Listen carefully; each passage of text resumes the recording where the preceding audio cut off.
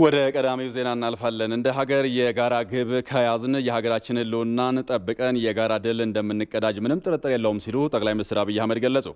ለዚህ ደግሞ ሁለት ተቃራኒ ዋልታዎች ላይ የሚንጠለጠሉ ፍላጎቶቻችን መቀራረብ እንዳለባቸው በፌስቡክ ገጻቸው ላይ ባሰፈሩት ጽሑፍ ገልጸዋል። እኔ ያልኩት ካልሆነ በሚል ግትርነት የምናደርገው ጉዞ ሀብት፣ ጊዜና ጉልበት ከማባከን ውጪ ምንም ጥቅም እንደማይኖረው የገለጹት ጠቅላይ ሚኒስትሩ አንድ እርምጃ ወደ መሃል ለመቅረብ የማይፈቅድ ፍላጎት እንኳን ሀገርን ቀርቶ አንድ ቤተሰብን ማቆም አይችልም ሲሉ ተናግረዋል። ስለዚህም በተቃራኒ አቅጣጫ የሚጓተቱ ፍላጎቶቻችንን በመግራት ለሀገር ያለንን ፍቅር እናሳይ፣ የጠነከረች ኢትዮጵያን ለመገንባት በሚደረገው የብልጽግና ጉዞ አዎንታዊ ሚናችን እንወጣ ሲሉም ተናግረዋል። አያይዘውም ጠቅላይ ሚኒስትር አብይ አህመድ በአጠቃላይ የኮቪድ-19ን የምርመራ መጠን ከፍ ለማድረግና የቫይረሱን ስርጭት ለመግታት የሚያስችል ብሔራዊ መረጃን ለማግኘት በተደረገ ጥረት ከ1 ሚሊዮን የሚበልጡ ሰዎችን መመርመር መቻሉን ገልጸዋል። መላው ኢትዮጵያውያን መጪውን አዲስ ዓመት ስንቀበል የጥንቃቄ እርምጃዎችን መተግበራችንን በርትተን እንድንቀጥል ይገባል ሲሉም በማህበራዊ ትስስር ገጻቸው ላይ አሳስበዋል። ይቅርታ የአስተዋዮች እርምጃና የአብሮነት እሴት እንደሆነ ፕሬዝዳንት ሳህለወርቅ ዘውዴ ተናገሩ። በአዲስ አበባ መስተዳድር አዘጋጅነት የ13ኛዋ ወር ጳጉሜ 1 የይቅርታ ቀን ሆኖ እንዲታሰብ ተደርጓል። ቤተልሔም ጥጋቡ ዝርዝር ዘገባ አዘጋጅታለች። የምህረት ወር በመባል የሚታወቀው 13ኛው የጳጉሜ ወር የመጀመሪያ ቀን በይቅርታ ታስቦ ውሏል። በአዲስ አበባ ከተማ አስተዳደር አዘጋጅነት የተካሄደው ይቅር የመባባል መርሃ ግብር ላይም የኢፌዴሪ ፕሬዝዳንት ሳህለወርቅ ዘውዴን ጨምሮ የከተማዋ ከፍተኛ አመራሮችና የሃይማኖት ተቋማት አባቶችም ተገኝተዋል። የአዲስ አበባ ከተማ ምክትል ከንቲባ ወይዘሮ አዳነች አቤቤም መልእክታቸውን በይቅርታ ጀምረዋል። የከተማችን ነዋሪዎች ከዚህ ቀደም በተለያዩ ምክንያቶች ስናገለግላችሁ ቅር ላሰኘናችሁ፣ ላሳዘናችሁ የከተማ አስተዳደሩን በመወከል በዚህ የምህረት ወር ተብላ በምትታወቀው ወርሃ ጳጉሜ መጀመሪያው ቀን ላይ ቆሜ ይቅርታ እንድታደርጉልን በታላቅ አክብሮት እጠይቃለሁ። ምክትል ከንቲባዋ ዜጎች ይቅርታን ማስቀደም እንዲችሉ ጥያቄ አዘል መልእክትን አስተላልፈዋል። የሰው ልጅ የቱንም ያህል ክፉና ጥፋተኛ ጨካኝ ቢሆን ይህን ደካማ ጎኑን የሚጠግን በደልን ይቅር የሚልና በዳይና ተበዳይን የሚያሸናግል ሰፊ ልብ ተችሮታል። ምን ያህሎቻችን በዚህ ረገድ ኢትዮጵያውያን የዳበረ ልምድ እንዳለን እናውቅ ይሆን? የታሪክ ምሁራኖቻችንስ ስለምን የትላንት አስደማሚ የይቅርታ ታሪካችንን በወጉ ከትበው ልበ ሰፊ ትውልድ ለማፍራት መትጋት አቃታቸው? ፖለቲከኞችስ በይቅር እንባባል ገመድ እርስ በርስ ከመያያዝ ይልቅ በአሳደው በለው ግደለው ሾተል መወጋጋት ሳንታክት የምንሰብከው ለምን ይሆን? ጥፋትን እግር ተግር እየቆጠርን እየደመርን መሄድን ትተን መንገድ አመላካች አቅጣጫ ጠቋሚ ለመሆን እንትጋ። ይቅር መባባልን ያልሰነቀ ማህበረሰብ ምን ሊገጥመው እንደሚችል ከታሪክ ተምረናል ሲሉም አብራርተዋል። በይቅርታ ላይ የሸፈተ ልብ ከማንም ጋር ቢያብር የቱንም ያህል ጉልበት ቢኖረው ቅንነትና ታማኝነት ጎሎታልና ተከታዮቹ እንደ ጤዛ መበተናቸው የተመካበትም ጉልበቱ እንደ ቄጠማ መጠውለጉም አይቀር የቅርብም ይሁን የሩቅ የራሳችንም ይሁን የሌሎች ታሪክ አስተምሮናል። በክብር እንግድነት የተገኙት የኢፌዴሪ ፕሬዝዳንት ሳህለወርቅ ዘውዴ በበኩላቸው በ2012 ዓ.ም የተከሰቱ የከፉ ድርጊቶችን በይቅርታ ዳግም እንዳይከሰቱ ማድረግ አለብን ብለዋል። እኔ የሚላቸው የሚኮራባቸው ራሱን የሚገልጽባቸው እሴቶቹ ነፍስ ሲኖራቸው ነው በተከታታይ ትውልዶች መካከል ሊበጠስ የማይችል ሰንሰለት የሚኖረው። በሁኔታዎች መለዋወጥ በግለሰቦች ወይም በስርዓቶች መሄድና መምጣት ሊቆራረጥ የማይችለው በኢትዮጵያ ጥቅሞች ላይ ሊደራደር የማይችል ወጣትና ዜጋ የሚፈጠረው እንዲህ ሲሆን ነው። ሀገሩን የሚያከብር የሀገሩን ሰንደቅ ዓላማ የሚያስቀድም ሀገር ትውደም ብሎ አደባባይ የማይወጣ ትውልድ መፈጠር የሚችለው። ይቅርታ የደፋሮች እርምጃና አብሮነትን ማስጠበቂያ እሴት እንደሆነም ፕሬዝዳንት ሳህለወርቅ ዘውዴ አንስተዋል። የደፋሮች እርምጃ የሆነው ይቅርታ ለአብሮነት መንደርደሪያ ሲሆን አብሮነት ለተናጠላዊ ሳይሆን ለጋራ ፍላጎትና ህልውና መከታ ሲሆን ለዚህ የጋራ መለያችን እኩል ስንሰለፍና ስንቆረቆር እንዲሁም አንድ ላይ ሆነን ላመጣነው ስኬት እውቅና ስንሰጥና ስናመሰግን ያኔ ህልምና ፍላጎታችን በብሩህ ተስፋ የታጀበ መድረሻውን ያወቀ ውጤቱን ያስቀደመ የለካ ይሆናል። በይቅርታ ቀን መርሃ ግብሩ ላይ ታዳሚዎች በስልክ መልእክት ጓደኞቻቸውንና ወዳጆቻቸውን ይቅርታ እንዲጠይቁም ተደርጓል። ከዚሁ ጉዳይ ጋር በተያያዘ በይቅርታ ቀን መርሃ ግብር ላይ የተሳተፉ የተለያዩ የሃይማኖት ተቋማት አባቶች መልእክቶችን አስተላልፈዋል። ይቅርታ የየዕለት ኑሯችን አንድ አካል ሊሆን እንደሚገባም የሃይማኖት አባቶቹ ተናግረዋል። ሀሳባቸውን ደግሞ ቤተልሔም ጥጋቡ አዘጋጅተዋለች። ቀጥሎ ይቀርባል። ይቅርታ የሚያደርግ ክብርን፣ ጸጋን፣ ሰላምንና ጤናን ያገኛል። ይቅርታ አለማድረግ ግን የስጋና የመንፈስ ጤና ጠንቅ የሆኑ ቂምን፣ በቀልን፣ ጥላቻን ከባድ ሸክም ተሸክሞ እንደመጓዝ ነው። ተደራጅቶ ለማውደም፣ ደም ለማፍሰስ፣ አገር ለማጥፋት ተደራጅቶ የሚያጠፋ አጥፊ አለ። በመንግስት ላይ የሚሸፍት ህገ መንግስት የማያከብር ያለ ህግ የማያከብር ኃጢአተኛ አለ። አጥፊዎችን፣ ተበዳዮች፣ በዳዮችን ይቅር ሲሏቸው ተበዳዮች የሚፈለግ ተግባር አለ። አጥፍቻለሁ ይቅር በሉኝ፣ ቃላታዊ ሳይሆን መላሳዊ ሳይሆን ልባዊ መሆን አለበት ይቅርታው።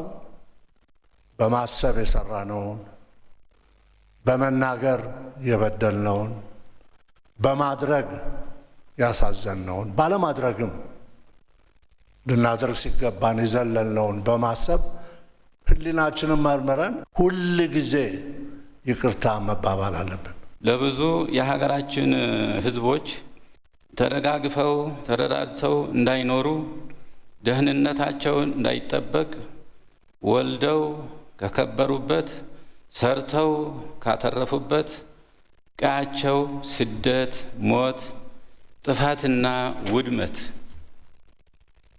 እየደረሰባቸው ለነገ የሚያሳፍር ታሪክ ሆኖ የሌላ ጥፋት መነሻ እንዳይሆን በአንድ በኩል ፍትህን ማስፈን፣ በተመሳሳይ ደግሞ የይቅርታና የእርቅ ስራ አጥብቀን ልንሰራ ይገባል። ሁላችንም በሃይማኖት አንዴ በፖለቲካ አንዴ በብሔር መጠፋፋት መፈለግ ያጠፋናል። የምንተርፈው እውነተኛ ከሆነ ልብ ከልባችን ይቅር ስንባባል ነው። የበደሏችሁን ሰዎች ይቅር ባትሉ የሰማዩ አባታችሁ ይቅር አይላችሁም ተብለናልና ይቅር ልንባባል ይገባል። ስለዚህ በ2012 ዓ.ም ያስቆጡን፣ ያሳዘኑን፣ ያቆሰሉን፣ የጎዱን የግላችን ቤተሰቦችም ይሁን ጓደኛ፣ ማህበረሰብ፣ የሀገር፣ የመንግስት ጉዳዮች ካሉ ይቅር ልንል ይገባል። ይቅርታ ተቀባይነት የሚያገኘው ከልብ ሲሆን ነው፣ ከእውነት ሲሆን ነው። ይቅርታ በመጠየቅና ይቅርታ በመስጠት ከእግዚአብሔር ጋርም ሆነ ከሰዎች ጋር ወደ ትክክለኛና ወደ እውነተኛ ሰላም እንመለሳለን። ይህ ዓመት የይቅርታ ዓመት ይሁንልን። እኛም የሃይማኖት አባቶች እግዚአብሔርንና ሕዝባችንን በበደልንበት ይቅርታ እንጠይቃለን። ይህንንም በማድረግ ለትውልዱ መልካም ምሳሌ በመሆን የሰላም አምባሳደርነታችንን ሚና በሚገባ መወጣት ይጠበቅብናል።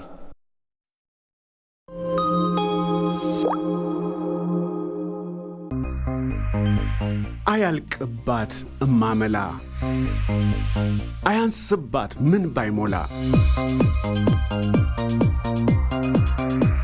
ካላት ጥሪት ብዙ አስባ አመጣጥና አመዛዝና ዛሬም ሳይጎል ነገው ይበልጥ እንዲበራ አንዱን ካንዱ አስተሳስራ ለልዩ ቀን በቅድ ሰንቃ እሷም ፈካች ቤት አድምቃ የኢትዮጵያ ንግድ ባንክ ለልዩ ቀናት ይሆን ዘንድ በተሻለ ወለድ አግዞ በዓላት በቅድና በደስታ እንዲያልፉ ለማድረግ የበዓል የቁጠባ ሂሳብን በአዲስ ዓመት እንሆ አለ። ደንበኞች በግልም ሆነ በቡድን በመሆን ተጠቃሚ የሚሆኑበት የበዓል የቁጠባ ሂሳብ አገልግሎት ለበዓላት፣ ለምርቃት እንዲሁም ለጉብኝት የሚሆኑ የቁጠባ ሂሳብ አማራጮችን ያካትታል። በአዲስ እቅድ በአዲስ ተስፋ ለምንጀምረው አዲስ ዓመት እንኳን አደረሰን። የኢትዮጵያ ንግድ ባንክ ሁሌም የሚተማመኑበት ባንክ።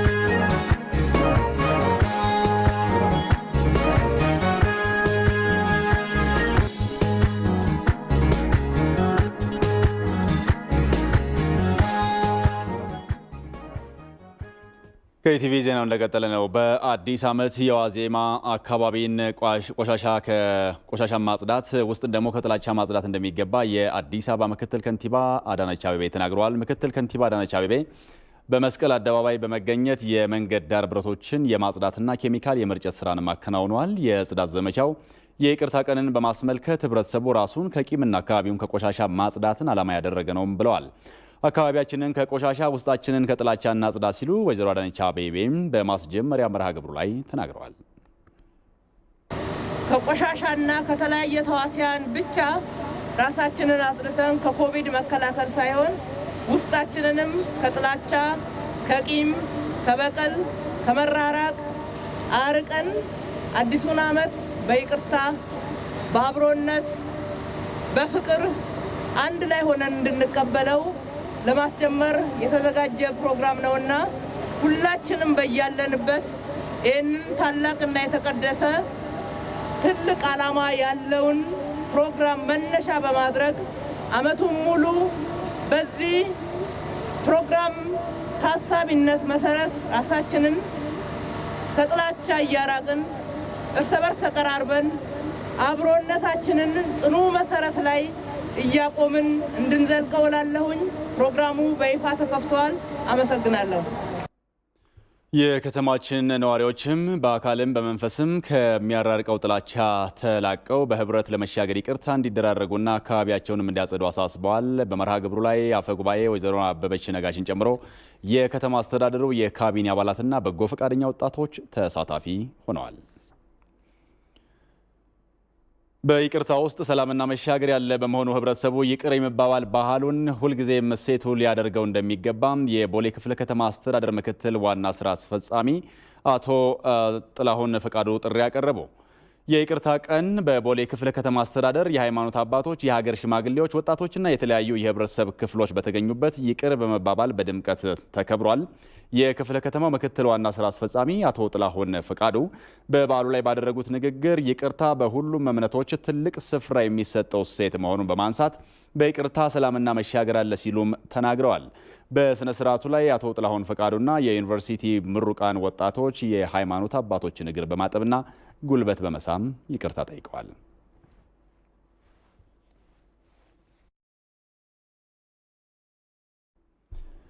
በዓለም አቀፍ ደረጃም የኮሮና ወረርሽኝ ተጽዕኖን ካሳረፈባቸው ዘርፎች መካከል ቱሪዝም አንዱ ነው። በኢትዮጵያም ከመጋቢት ወር ጀምሮ የቱሪዝም ዘርፉ በእጅጉ ተዳክሟል ነው የሚባለው። ከኮቪድ በኋላም ኢትዮጵያ ሊጎበኙ ከሚገቡ ጥቂት ሀገራት መካከል በግንባር ቀደምትነትም ትጠቀሳለች። ታዲያ ይህንን እድል ለመጠቀም የባህልና ቱሪዝም ሚኒስቴር የተለያዩ መርሃ ግብሮችን ነድፎ እየሰራ መሆኑን ገልጿል። መቅደስ ጥላሁን የሰዎችን ከቦታ ቦታ የመንቀሳቀስ ነጻነት ገድቧል። ኮቪድ-19 ይህን ተከትሎም በእጅጉ ከተጎዱ ዘርፎች መካከል የሆቴልና ቱሪዝም ዘርፉ በዓለም አቀፍ ደረጃ በቀዳሚነት ይነሳል።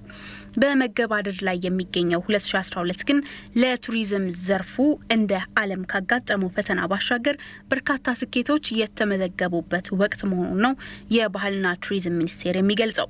ዓመቱ በተለይም ኢትዮጵያ እንደ ሀገር በታላላቅ የገጽታ ግንባታ ሂደት ውስጥ ያለፈችበት ወቅት ነበር የሚሉት የባህልና ቱሪዝም ሚኒስትር ዶክተር ሂሩት ካሳው የጠቅላይ ሚኒስትሩ የሰላም ኖቤል ሽልማት እንዲሁም በወርልድ ቱሪዝም ፎረም የዓመቱ የቱሪዝም መሪ በሚል ለጠቅላይ ሚኒስትር አብይ አህመድ የተበረከተው ሽልማትና የጥምቀት በዓል በተባበሩት መንግስታት ድርጅት የሳይንስ የትምህርትና የባህል ድርጅት ዩኔስኮ በማይዳሰሱ ቅርሶች መመዝገቡ ለገጽታ ግንባታው የነበረው አበርክቶ ከፍተኛ ነበር ብለዋል። የኢትዮጵያ ቱሪዝም በዓለም በደንብ የተዋወቀበት ዓመት ነው። ኢትዮጵያ እንደ ሀገርም ማለት ነው ትልቅ የገጽታ ግንባታ ተሰርቶ ስለነበረ ይሄ ለቱሪዝሙ ትልቅ ጥሩ እድል ገጥሞናል። ኢትዮጵያ የበጀት ዓመት አቆጣጠሯ ከሐምሌ ወር የሚጀምር ነው። ኮቪድ ደግሞ በኢትዮጵያ የተከሰተው ከ8 ወራት በኋላ መጋቢት ወር መግቢያ ላይ ነው። በተለይም ከመጋቢት ወር ወዲህ ዘርፉ ክፉኛ መጎዳቱን ነው ዶክተር ሂሩት ካሳው የሚገልጹ። በዚህ ዓመት መጋቢትም ሚያዝያም በጣም ብዙ ቱሪስት ቡክ አድርገው ነበር ከወትሮ የተለየ። በተለይ ደግሞ ዓለም አቀፍ ኮንፈረንሶች በስፖርት ዘርፍም እነ ፊፋ ሁሉ ሳይቀሩ ትልልቅ ኮንፈረንሶች ነበሩ። እነሱ ኮንፈረንሶች መጋቢት ሚያዝያ በተለይ ሚያዝያና ግንቦት የሚካሄዱ ነበሩ በሁሉም ዘርፍ ማለት ነው። እነሱን አተናል። ከኮቪድ በኋላ ዘርፉን ለማነቃቃት የተለያዩ መርሃ ግብሮች ተነድፈው የተሰሩ መሆናቸውንም ዶክተር ሂሩት ተናግረዋል። ዋና የምንላቸው አብይ ጉዳዮች አሉ። የኮሚኒኬሽን፣ የፕሮሞሽን፣ አሁን ምልሽ የዲስኢንፌክት እስከ መዳረሻ ድረስ ያሉ የስልጠና እነዚህን ጭብጦች ይዟል። እንደገና አዳዲስ ፕሮዳክትም ማልማት የሚሉ ጭምር ይዘናል። ከኮሮና በኋላ በቀጣይ ጊዜያት ሊጎበኙ ይችላሉ ከሚባሉ 7 ሀገራት መካከል አንዷ ኢትዮጵያ መሆኗን ፎርብስ መጽሔት አስነብቧል። የአንድነት ፓርክ፣ የአዲስ አበባ የወንዞች ዳርቻ ልማትና መሰል ፕሮጀክቶች ደግሞ የሀገር ውስጥና የውጭ ሀገር ጎብኚዎችን ቁጥር ከመጨመር ባሻገር የሀገር ውስጥ ጎብኚውም ለቱሪዝም ያለውን ስሜት የቀየረ ሆኖ አልፏል የሚሉት ዶክተር ሂሩት ካሳው በቀጣይ እነዚህን እድሎች በአግባቡ ለመጠቀም ሰላም በመሰረታዊነት ሊታሰብበት ይገባል ብለዋል።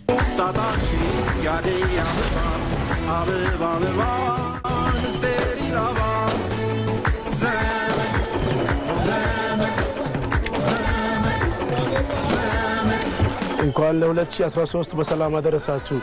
አዲሱ ዓመት የሰላምና የፍትህ የብልጽግና እንዲሆን እንመኛለን። ራሳችን ከኮሮና ቫይረስ እንጠብቅ። የሰላም ዘመን የደስታ ጣጣሽ ያደያ አበባ አበባ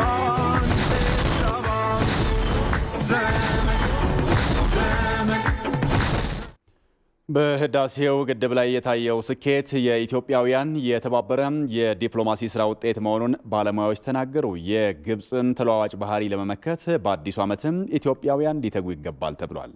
አዝምራው ሞሴኝ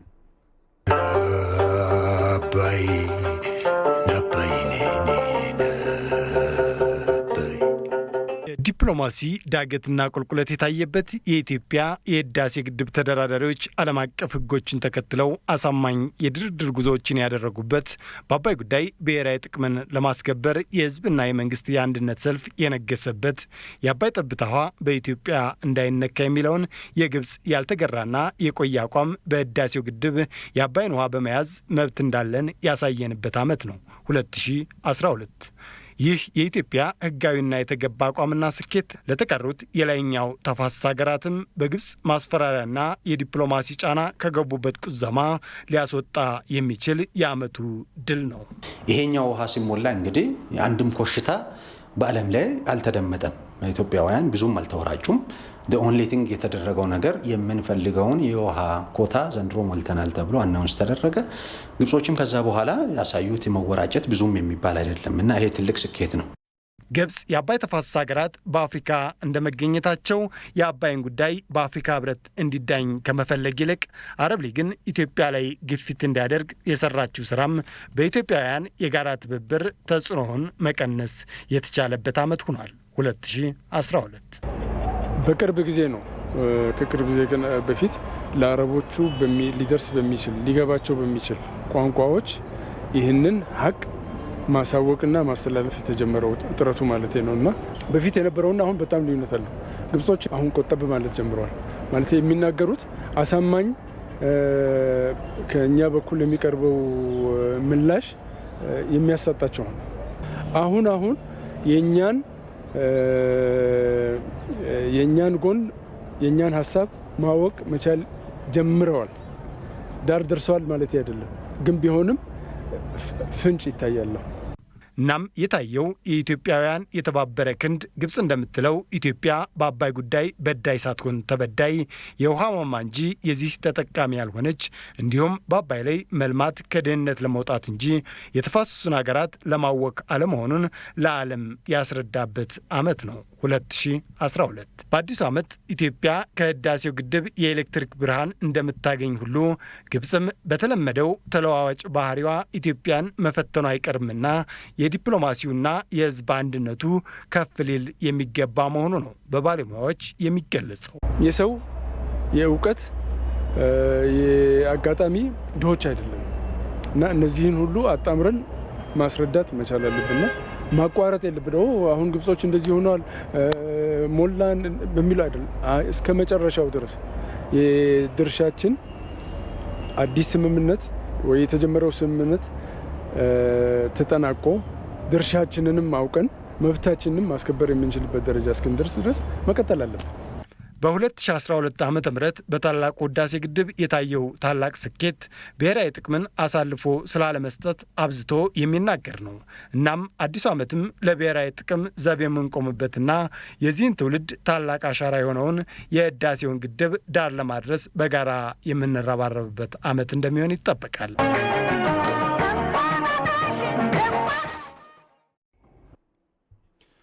ተፈጥሯዊ ለውጦች በሰዎች ስነ ልቦና ላይ አዎንታዊም ሆነ አሉታዊ ተጽዕኖ እንደሚያሳድሩ የዘርፉ ምሁራን ይስማሙበታል። የኢትዮጵያውያን የዘመን መለወጫ በዓል ደግሞ የወቅቶችን መለወጥ መሰረት ያደረገ መሆኑ ለዚህ አንዱ ማሳያ ተደርጎ ይቆጠራል። ታዲያ ሰዎች በዚህ የተፈጥሮ ለውጥና የዘመን መለወጫ ዋዜማ ላይ ሆነው ለስብዕና ግንባታቸው ትኩረት ሊሰጡ እንደሚገባም ይገለጻል። ሮዛ መኮንን ትመለከተዋለች።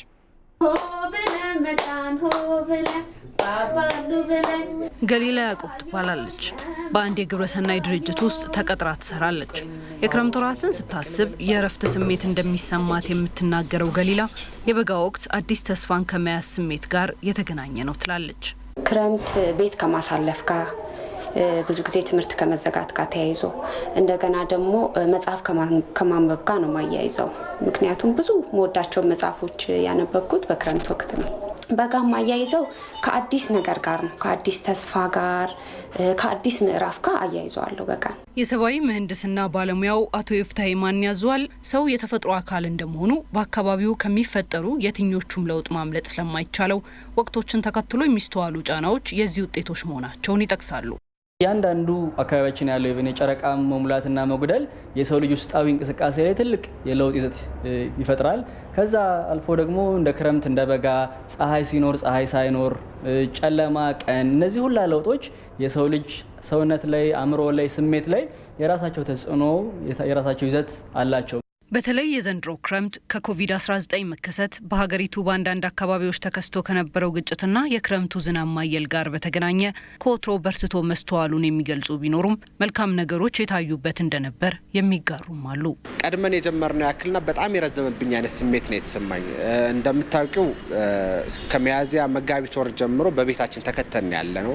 በዛ ላይ ደግሞ ፖለቲካዊ ግጭቶች እየተከሰቱ ሲመጡ እንደ ሀገር ያለንበት ሁኔታ ያሳስብሻል። የህዳሴውን ግድብ የመጀመሪያ ሙሌትም ስለሞላ በጣም ነው ደስተኛ የሆንኩት። ብዙ ሁኔታዎች ከብደዋል፣ ግን ያንን ብዙም አላጨለመብኝ። መልካም ነገሮች ደግሞ ከጎን ስለነበሩ የበጋውን ወቅት ለመቀበልና ክረምቱን ለመሰናበት ቀናቶች ብቻ ቀርተዋል። በኢትዮጵያ ደግሞ ይህ ሁነት የተፈጥሮውን ለውጥ መሰረት ያደረገ በመሆኑ እንዲለይ አድርጎታል። አዲስ ቀን ነው፣ አዲስ ሳምንት ነው፣ አዲስ አመት ነው ብሎ የሚታሰበው ስሜት እሱ ራሱ ውስጣዊ ለውጦችን ለማምጣት ያንደረደረናል። እርግጥ ነው ወደ ኢትዮጵያ ስንመጣ ተጨማሪ የተፈጥሮም ቅኝት ስለሚጨመርልን ለውጡን ወይም ደግሞ ውስጣዊ ከባቢያዊ ለውጡን የጨመረ እንዲሆን ያደርገዋል። ገሊላ መጪው አዲስ አመት ለሁሉም ነገር መነሻ ወቅት ነው ትላለች። በርካታ እቅዶች እንዳሏት በመጥቀስ አዲስ ዓመተ ምህረት ስንቀይር አንድ ስንል እንደ መነሻ ፖይንት እንደ ምልክት ይሆናል እቅድ ቢወጣ ብዬ አስባለሁ። ምክንያቱም ከፊታችን በኢትዮጵያ 13 ወራቶች አሉን እና በእያንዳንዱ ቀን በእያንዳንዱ ወራት ምን ማድረግ አለብን የሚለውን እድል ይሰጠናል። ተፈጥሮ ለራሷ እቅዷን የምታወጣበት ጊዜ ነው። ለኔ ራሷን የምታድስበት፣ የምታዘጋጅበት፣ ቀጣይ ነገሮችን የምትፈጥርበት ነው።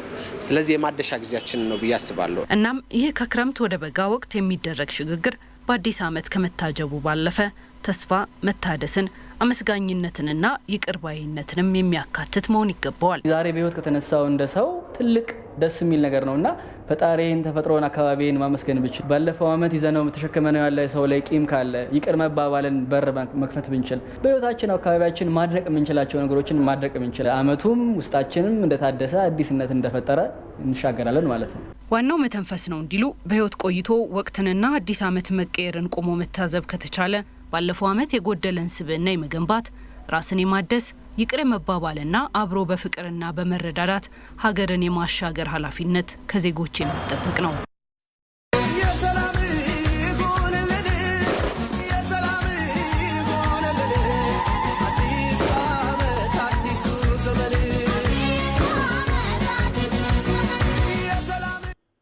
ባለፉት 24 ሰዓታት በተደረገ የ25158 ሰዎች የላቦራቶሪ ምርመራ 1206 ሰዎች በኮሮና ቫይረስ መያዛቸውን የጤና ሚኒስቴር ገለጸ። የጤና ሚኒስቴር አያይዞም 21 ሰዎች ህይወታቸው ማለፉን ገልጿል። አጠቃላይ የሟቾች ቁጥርም 918 ደርሷል። በሌላ በኩል በትናንትናው ዕለት 531 ሰዎች ከበሽታው ያገገሙ ሲሆን ይህም ከበሽታው በአጠቃላይ ያገገሙ ሰዎች ቁጥርን 21307 አድርሶታል። በአጠቃላይ በኢትዮጵያ በኮሮና ቫይረስ የተያዙ ሰዎች ቁጥር ደግሞ 58672 ደርሷል። በኦሮሚያ ክልል ሲሰጥ የቆየው የብልጽግና ፓርቲ የአመራሮች ስልጠና ተጠናቀቀ። በስልጠናው ማጠናቀቂያ መርሃ ግብር ላይ የኦሮሚያ ክልል ርዕሰ መስተዳድር አቶ ሽመልስ አብዲሳም የህብረተሰቡን ተጠቃሚነት ለማረጋገጥ አመራሩ በብቃት ማገልገል አለበት ሲሉ ተናግረዋል። እዶ ጅርተኑ እንደት ቁልቁሌሳ ኬሶ ኬሳ በያላችሁበት የመዋቅር ደረጃ ራሳችሁን አጥሩ። ከመንገድ የወጣ አባልና አመራር ካለ አውጡት፣ አይጠቅምም። ይህን በማድረግ ሂደት ውስጥ ደግሞ የታችኛውን መዋቅር ማጠናከር ይገባል። ህዝቡ ያለው ታች ስለሆነ አመራሩ ታች ወርደን ነው ማገልገል ያለብን። ይህን የምናደርገው ህዝባችን ለውጥ፣ ልማት ስለሚያስፈልገው ነው። ይህ ቅድሚያ የምንሰጠው ትልቅ ጉዳይ ነው። ስለዚህ በየደረጃው የምንገኝ አመራሮች በሚጠበቅብን ልክ መስራት ይገባናል። የኦሮሚያ ብልጽግና ፓርቲ ጽህፈት ቤት ኃላፊ አቶ ፈቃዱ ተሰማ በክልሉ ያለው አመራር በቆራጥነት የቆመለትን ዓላማ ለማሳካት መስራት እንዳለበት ገልጸዋል። ጉዲነራ ካሴ አማአነት ገጌሳ ገራ ኩማ ዲግደማ ከንተውቃም ከዞን እስከ ወረዳ ወደ 20 ሺህ የሚጠጋ አመራሮች አሉን። ወደ ቀበሌ ሲወርድ ደግሞ ቁጥሩ እየሰፋ ነው የሚሄደው። በተለያዩ ደረጃዎች ችግሮች ቢኖሩም ልናመጣ ያሰብነውን ለውጥ ለማሳካት ይህ ትልቅ ኃይል ነው። በየአደረጃጀቱ የሚገኘው አመራርም የምንታገልለትን ዓላማ በቅጡ በመረዳት በቆራጥነት ህዝቡን ማገልገል አለበት። እንደ ሪፖርተራችን ዋለልይ ታምር ዘገባ ለአንድ ሳምንት ሲሰጥ የቆየው ስልጠናው በክልሉ ጠንካራ አደረጃጀት በመፍጠር አመራሩ የህዝቡን ጥያቄዎች የመመለስ አቅም እንዲያዳብር የሚያስችል መሆኑን ፓርቲው አስታውቋል። ባለፉት ቀናት በአዲስ አበባ ከተማ ሲካሄድ የነበረው የብልጽግና ፓርቲ ስልጠና ለቀጣይ ስራቸው አይነተኛ ግብዓት ሆኖ እንደሚያገለግል የአዲስ አበባ ከተማ ምክትል ከንቲባ ወይዘሮ አዳነች አቤቤ ገለጹ። የአዲስ አበባ ከተማ አስተዳደር የብልጽግና ፓርቲ አመራሮች ስልጠና ተጠናቋል። ሰለሞን ጸጋዬ እንደሚከተለው ያቀርበዋል። የአዲስ አበባ ከተማ አስተዳደር የብልጽግና ፓርቲ ከፍተኛ አመራሮች ላለፉት ቀናት ያደረጉትን ስልጠና አጠናቀዋል። በማጠቃለያ መርሃ ግብሩ አመራሮቹ ከጠቅላይ ሚኒስትር አብይ አህመድ ጋር ውይይት አድርገዋል። የአዲስ አበባ ከተማ አስተዳደር ምክትል ከንቲባ ወይዘሮ አዳነች አቤቤ አመራሮቹ የወሰዱት ስልጠና የጋራ መግባባት የተደረሰበትና ለቀጣይ ስራቸው እንደ ግብዓት ሆኖ በማገልገል አይነተኛ ሚና ይጫወታል ብለዋል። እንግዲህ ላለፉት 6 ቀናት ዛሬን ጨምሮ 7ኛ ቀናችን ነው። በአጠቃላይ በ2012 እንዴት ነው ያለፍነው፣ ምን ሰራን፣ ምን አልሰራን ብለን አዲስ አበባን በአዲስ የተስፋ ብርሃን ልናይ ለህዝባችንም ይሄንን የተስፋ ብርሃን ፍንጣቂ በእያንዳንዱ ልብ በእያንዳንዱ ቤት መሙላት እንዲችል እኛ ግንባር ቀደም ልንሆን ፊት እየሄድን ልንሰራ ዝቅ ብለን ልናገለግል ቃል የምንገባበት ቀን እንደሆነ ተማምነን አቅደን ጳጉሜ አንድን አንድ ስንል ቺ አንድ ይቅርታ ናት ብለን ተማምነናል። ምክትል ከንቲባዋ ጳጉሜ አንድ በከተማ ደረጃ የይቅርታ ቀን እየተከበረ መሆኑን ገልጸው አመራሮቹ ህብረተሰቡን ለማገልገል በሚጥሩበት ወቅት ለተፈጠረው የአገልግሎት መጓደል ይቅርታ እንዲጠይቁ ጥሪ አቅርበዋል።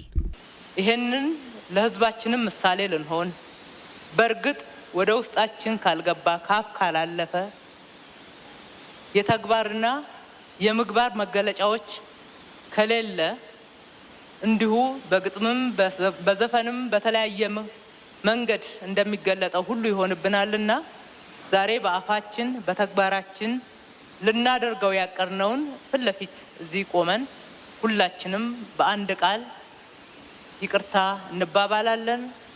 ስንሰራ የበደልነውን ያጎደልነውን ይቅር በሉን እንላለን።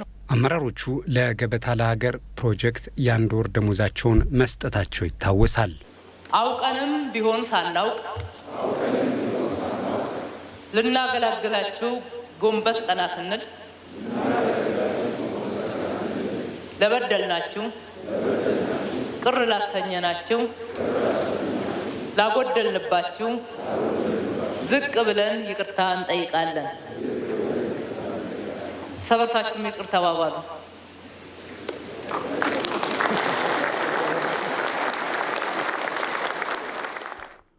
የኦሮሚያ ልማት ማህበር የህብረተሰቡን ተጠቃሚነት የሚያረጋግጡ ስራዎችን እየሰራ መሆኑን የክልሉ ርዕሰ መስተዳድር አቶ ሽመልስ አብዲሳ ተናገሩ። የልማት ማህበሩ በአዳማ ከተማ ያስገነባውን ማዕከል አስመርቋል። አወል ሁሴን ተጨማሪ አለው። የኦሮሚያ ልማት ማህበር በአዳማ ከተማ በ8 ሚሊዮን ብር ያስገነባውን የገበያ ማዕከል ነው ያስመረቀው። የገበያ ማዕከሉ 101 ሱቆች ያሉት ሲሆን ለልማት ማህበሩ ተጨማሪ ገቢን በመፍጠር ሌሎች የልማት ስራዎች ላይ በተሻለ መልኩ እንዲሳተፍ ያግዘዋል ተብለዋል። በአጭር ነው የሰራ ነው። በ101 ቀናችን ነው ዛሬ ምርቃት የደረሰው። በ8.1 ሚሊዮን ብር በራሳችን ሰርተን ለአገልግሎት ያበቃንበት ትልቁ ዘመናዊ የግብይት ስርዓት እንዲሰፍን ማድረግ ነው። ሁለተኛ ምቹም እንዲሆን ነው። የገበያ ማዕከሉን ከማስመረቅ ጎን ለጎን በልማት ማህበሩ የተገዙ 47 አምቡላንሶች ለተለያዩ የክልሉ ወረዳዎች ተሰጥተዋል። ለኦሮሚያ ትምህርት ቢሮም ከ50 ሺህ በላይ መጽሐፍቶች ተበርክተዋል። የኦሮሚያ ክልል ርዕሰ መስተዳደር ሽመልስ አብዲሳ ልማት ማህበሩ አርአያነት ያለው ተግባር እየፈጸመ መሆኑን ተናግረዋል። ወልዳ ሚሶም ኦሮሚያ የኦሮሚያ ልማት ማህበር በመተቸት ሳይሆን ውሃ የተጠማውን የኦሮሞን ሕዝብ ውሃ በማጠጣት አለኝታነቱን አሳይቷል። በርካታ አምቡላንሶችን በማቅረብ የእናቶችን ሕይወት ታድጓል። አባላቱም ደም በመለገስ አርአያ ሆነዋል። ከሁሉም በላይ ደግሞ ታዳጊ ወጣቶችን በጥሩ ትምህርት በማነጽ ለሀገራችን ተስፋ እንዲሆኑ አድርጓል። እነኚህ ስራዎች ለሁሉም ተቋማት አርአያ የሚሆኑ ናቸው። የኦሮሚያ ልማት ማህበር የቦርድ ሰብሳቢ አቶ አባዱላ ገመዳ በቀጣይም በርካታ ስራዎችን ለመስራት መታቀዱን ገልጸዋል። ወነኑ ሀፌ ባየ አሁንም የቀሩን ስራዎች በርካታ ናቸው። ለዚህም በርትተን እየሰራን ነው። ከ3 ወራት በኋላ በዚሁ በአዳማ ከተማ ባለ 10 ፎቅ ህንፃ እናስመርቃለን። ሌላ ትልቅ የገበያ ሞል ለመስራትም እንቅስቃሴ ጀምረናል። በሌላ በኩል ልማት ማህበሩ የ2013 ዓ.ም አዲስ ዓመትን በማስመልከት በአዳማ ከተማ ለሚገኙ 200 አቅመ ደካሞች ድጋፍ አድርጓል። ድጋፍ የተደረገላቸው ነዋሪዎችም ልማት ማህበሩን አመስግነዋል። ለወደፊት አቅምም ሊኖረኝ ይችላል።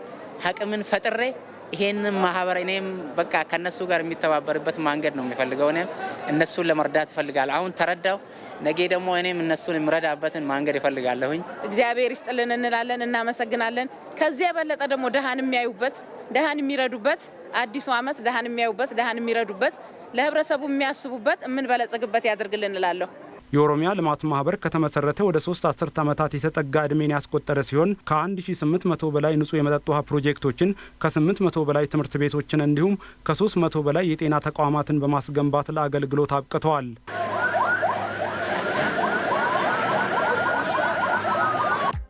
የኢትዮጵያ ሬዲዮ ለአዲሱ ዓመትና መስከረም 2 ለሚከበረው ለ85ኛ ዓመቱ የምስረታ በዓል እንኳን አደረሳችሁ አደረሰን እንላለን።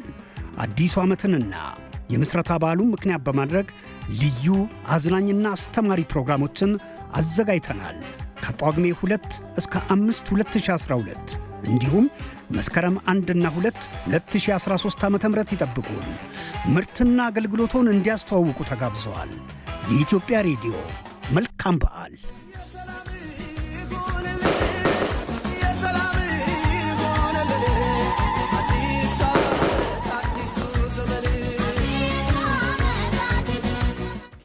የቡሌ ሆራ ዩኒቨርሲቲ በተለያየ የትምህርት መርሃ ግብር ያሰለጠናቸውን በመጀመሪያ ዲግሪ እና በሁለተኛ ዲግሪ ከ1000 በላይ የሚሆኑ ተማሪዎችን አስመረቀም። ተመራቂዎቹ በኮሮና ወረርሽኝ ምክንያት በበይነ መረብ ቴክኖሎጂ አማካኝነት ትምህርታቸውን ተከታትለዋል። ዩኒቨርሲቲው ከመማር ማስተማር ስራው በተጓዳኝ የኮሮና ቫይረስን በመከላከልና በማህበረሰብ አገልግሎት ስራዎች ላይ የተሳተፈም ይገኛል። የቡሌ ሆራ ዩኒቨርሲቲ በተለያየ ትምህርት መርሃ ግብር ከ17000 በላይ ተማሪዎችን እያስተማረ ይገኛል። በሌላ በኩል አድማስ ዩኒቨርሲቲ በሁለተኛ ዲግሪ ፕሮግራም ያሰለጠናቸውን 850 ተማሪዎችን አስመርቋል። ዩኒቨርሲቲው የመማር ማስተማር ሂደቱን ይበልጥ በማጎልበት ተደራሽነቱን ለማስፋት እንደሚሰራም ገልጿል። ይድነቃቸው ሰማው ተከታትሎታል። ሆናቸው ታየ እንደሚከተለው ያቀርበዋል። አድማስ ዩኒቨርሲቲ በሁለተኛ ዲግሪ ያስመረቃቸውን ሰልጣኞች በሂሳብና መዝገብ አያያዝ፣ በገበያ ጥናትና አስተዳደር፣ በኮምፒውተር ሳይንስና ፕሮጀክት ማኔጅመንት ትምህርታቸውን የተከታተሉ ናቸው። የዩኒቨርሲቲው ፕሬዚዳንት ዶክተር ሞላ ጸጋይ በምረቃው ስነ ስርዓት ላይ እንደተናገሩት ዩኒቨርሲቲው ከጊዜ ወደ ጊዜ አቅሙን እያሳደገ ይገኛል። 850 ተማሪዎች ናቸው የተመረቁት። በተለያዩ ካምፓሶች የተመረቁ ናቸው። እነዚህ ሶፋር በኢትዮጵያ እና በሶማሌላንድ ፑንትላንድ ወደ 10 ካምፓሶች አሉ። አጠቃላይ ወደ 52 የሚሆኑ የርቀት ትምህርት መስጫ ማዕከላትም በሀገሪቱ በዚህ ሰዓት ይገኛሉ። በክብር እንግድነት የተገኙት የሳይንስና ከፍተኛ ትምህርት ሚኒስትር ዴኤታ ዶክተር ሙሉ ነጋም የከፍተኛ ትምህርት ተቋማትን የማጠናከርና ድጋፍ የመስጠት ስራዎች በመንግስት እየተሰሩ ነው ብለዋል። አድማስ ዩኒቨርሲቲም የበለጠ በመስራት ዘርፉን የማሳደግ ሚናውን ሊጫወት ይገባልም ብለዋል። አድማስ ዩኒቨርሲቲ በርካታ ተማሪዎች አስመርቆ የተማረ የሰው ኃይል በማቅረብ የበኩል አስተዋጽኦ አድርጓል፣ እያደረገም ይገኛል። ለሰራተኞቹ የስራ እድል ፈጥረዋል። የሚጠበቅበትን ግብር በመክፈልም በሀገር ልማት የበኩሉን አስተዋጽኦ የተጫወተ ይገኛል። አድማስ ዩኒቨርሲቲ ከመማር ማስተማር ባሻገር በማህበረሰብ አገልግሎትና በጥናትና ምርምር እያደረጉ ያለው እንቅስቃሴ የሚያመሰግነው ነው። ለትምህርት ጥራት የሰጠው ትኩረትም የሚበረታታ ሆኖ በአጠቃላይ ግን በሁሉም ተልዕኮዎች ከዚህ የበለጠ አጠናክሮ መስራት እንዳለበት አጠያያቂ አይደለም። ተመራቂዎቹም በሰለጠኑበት ሙያ ሀገራቸውና ወገናቸውን በማገልገል የሚጠበቅባቸውን ኃላፊነት ለመወጣት በቁርጠኝነት እንደሚሰሩ ተናግረዋል። አሁን ባለው ሁኔታ በተለይ ደግሞ ኤምቢኤ እነዚህ የማስተር ፕሮግራሞች መማር ብቻ አይደለም፣ ቢሮ ገብቶ መስራት አይደለም። ቢሮ ገብቶ የሚሰራውን ስራ በአግባቡ ደንበኛን በማስተናገድ ከዛ ይጀምራል። ደንበኞቻችንን በአግባቡ ማስተናገድ ከቻልን፣ እነሱን ማርካት ከቻል ለሀገር አንድ ኮንትሪቢሽን አድርገናል ብለን እናስባለን። ከፈለው ዋጋ በትክክል ከከፈለ የሚፈልገውን ሰክሰስ ወደ ላይፉ ማምጣት ይችላል። ለሀገሩም፣ ለቤተሰቡም፣ ለሁሉም መትረፍ መስራት ይችላል ማንም ሰው ብዬ አስባለሁ። አድማስ ዩኒቨርሲቲ የዛሬዎቹን ጨምሮ በአጠቃላይ ከ60,000 በላይ ሰልጣኞችን ማስመረቁም ተጠቁሟል። በተመሳሳይ የሪፍት ቫሊ ዩኒቨርሲቲ በ20 ካምፓሶች በሁለተኛ ዲግሪ ያሰለጠናቸውን ከ2000 በላይ ተማሪዎችን ዛሬ አስመርቋል። በምረቃ ስነ ስርዓቱ ላይ የዩኒቨርሲቲው ፕሬዝዳንት ፕሮፌሰር ዲሪብሳ ዱፌራ የኮቪድ-19 ወረርሽኝ ጫናን በመፍትሄ አቅጣጫዎች በመቋቋም የምረቃ ስነ ስርዓቱን ለማክበር በቅተናል ሲሉ ተናግረዋል። ስሌማን አባይ ያቀርበዋል። ሪፍት ቫሊ ዩኒቨርሲቲ በተለያዩ ከተሞች በሚገኙ 20 ካምፓሶቹ በማስተርስ ዲግሪ ፕሮግራም ሲያሰለጥናቸው የቆዩ 2029 ተማሪዎችን አስመርቋል። በ9 የተለያዩ የትምህርት ዘርፎች በማስተርስ ሲያሰለጥናቸው ተማሪዎችን ባስመረቀበት ስነ ስርዓት ላይ የሪፍት ቫሊ ዩኒቨርሲቲ ፕሬዝዳንት ፕሮፌሰር ድሪብሳ ዱፌራ ባደረጉት ንግግር ዩኒቨርሲቲው ጥራት ያለው የተማረ ሰው ኃይልን ለአገሪቱ ለማበርከት ሲያደርግ የቆየውን ጥረት አጠናክሮ ቀጥሏል። ችግር ሲያጋጥመን ችግርን እንደ ችግር ተቀብለን መቀመጥ ሳይሆን ለዛ መፍትሄ መፈለግ ነው። ብዙ አገሮች ያደጉት ለችግር መፍትሄ ሲፈልጉ ነው። ስለዚህ እኛም ይሄ ቫይረስ እንደ ኦፖርቹኒቲ ተጠቅመን ለዛ መፍትሄ መፈለግ ነው። በተለይ እኛ ደግሞ ተቋም የከፍተኛ ትምህርት ተቋም የምርምር ተቋም ነው። መመራመር አለብን። በተሻለ መጠን እኛ ሌላ ሲስተም ፈጥረን ማለት ለኛ እንደ ኦፖርቹኒቲ ተጠቅመን ሲስተም ፈጥረናል። በዛ ሲስተም በመጠቀም ለወደፊቱ ለምሳሌ በሽታውን ባይኖርም እቤታቸው ሆኖ መማር የሚፈልጉትን በዛ መልክ ለማስተማር ዝግጅት እያደረግን ነው። ለኛ እንደ ኦፖርቹኒቲ ተጠቅመን ሲስተም ፈጥረናል። በዛ ሲስተም በመጠቀም ለወደፊቱ ለምሳሌ በሽታውን ባይኖርም እቤታቸው ሆኖ መማር የሚፈልጉትን በዛ መልክ ለማስተማር ዝግጅት እያደረግን ነው። በተለይም የኮቪድ-19 ወረርሽኝ ከፍተኛ እክል በፈጠረበት በዚህ ዓመት መመረቅ ይችሉ ዘንድ የጊዜ አጠቃቀምና በመርሃ ግብር መመራት ግድ ብሏቸው እንደነበር የገለጹልኝ ደግሞ ያነጋገርኳቸው ተመራቂዎች ናቸው። ራሳችንን ለበሽታው ሳንጋለጥ ትምህርታችንን በአግባቡ ከአስተማሪዎች ጋር ተከታትለን ያው አሁንም እንደምታየው እንደዚህ ደማቅ በሆነ መንገድ ምርቃት ደርሰናል ማለት ነው። ያው በከፍተኛ ውጤት መመረቅ በጣም ደስ ይላል። ሁላችንም እዚህ ቦታ ያለን ሰዎች ከጀርባችን የተለያዩ ሰዎች አሉ። ባለቤቶቻችን፣ ቤተሰቦቻችን እያገዙን ነውና እዚህ የደረስ ነው። በዛ ላይ ደግሞ አሁን ላይ ያለው ሰዓቱ የኮቪድ-19 ነው። በዛ ቻሌንጅ ውስጥ አልፎ በማዕረግ መመረቅ በጣም ደስ ይላል። እኔ ፐርሰናሊ በጣም ደስ ነው ያለኝ። ያው ይህን ውጤት ለማስመዝገብ ጓደኞቼም ቤተሰቦቼም እንዲሁም ደግሞ በትምህርት ተቋም ውስጥ ያሉ ሰዎች ብዙ ተዋጽኦ አድርገውልኛል። በየዓመቱ በደማቅ ሁኔታ የሚከናወነው የበጎ ሰው ሽልማት ዘንድሮ ለ8ኛ ጊዜ ተካሂዷል። በዕለቱም የኢፌዴሪ ፕሬዝዳንት ሳህለወርቅ ዘውዴ ተገኝተው ሽልማቱን አበርክተዋል። ዩኑስ መሐመድ ዝርዝር አለው። ለሀገርና ለሕዝብ የሚበጅ የላቀ የበጎነት ስራ የሰሩ ወገኖች የሚሸለሙበት የዓመቱ በጎ ሰው ሽልማት መርሃ ግብር ዘንድሮ ለ8ኛ ጊዜ የኢፌዴሪ ፕሬዝዳንት ሳህለወርቅ ዘውዴ በተገኙበት በኢንተርኮንቲኔንታል ሆቴል ተካሂዷል። የበጎ ሰው ሽልማት በጎ አድራጎት ድርጅት ከ2005 ዓ.ም ጀምሮ በ10 ዘርፎች ሽልማቶችን ሲሰጥ የቆየ ሲሆን በዘንድሮ የሽልማት ስነ ስርዓት ኮሮና ቫይረስን ለመከላከል በተደረገው እንቅስቃሴና ታላቁ የኢትዮጵያ ህዳሴ ግድብ አሁን ያለበት ደረጃ ላይ እንዲደርስ የላቀ አስተዋጽኦ ያበረከቱ 5 ግለሰቦችንና 3 የመንግስት ተቋሞችን ሸልሟል።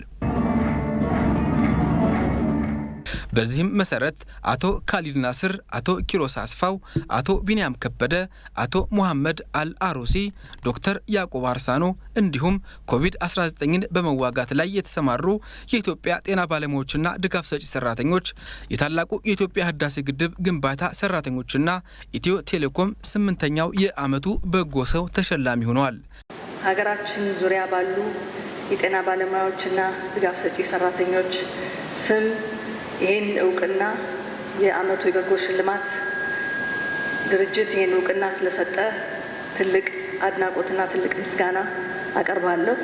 በዚህ እንግዲህ ታሪካዊ አጋጣሚ አንጋፋ የሆነውን የልማት ድርጅታችንን ኢትዮ ቴሌኮምን ወክዬ የተሰጠውን እውቅና ለመቀበል በዚህ ስላለሁኝ በጣም ደስ ብሎኛል። ፕሮጀክቱን ወክዬ ይህን ትልቅ ክብር ይህን ትልቅ እውቅና ለመውሰድ እድል ስለተሰጠኝ በጣም አመሰግናለሁ። شكرا لكم فخامة رئيسة جمهورية إثيوبيا الفيدرالية الديمقراطية።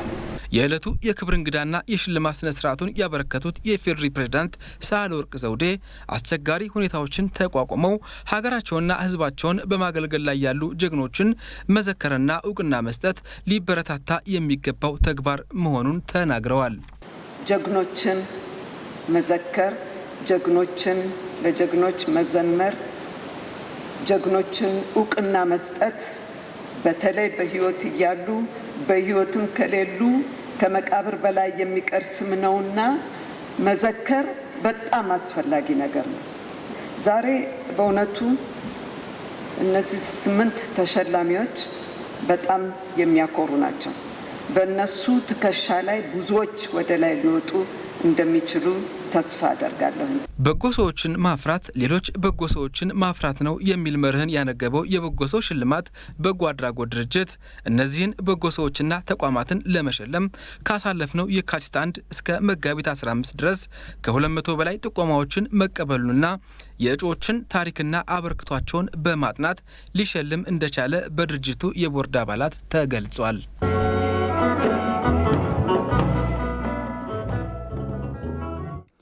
ወደ ስፖርታዊ ዘገባዎች ነው የምናልፈው። የሰዓቱን ስፖርታዊ ዘገባዎች የምታቀርብልን ማዋይ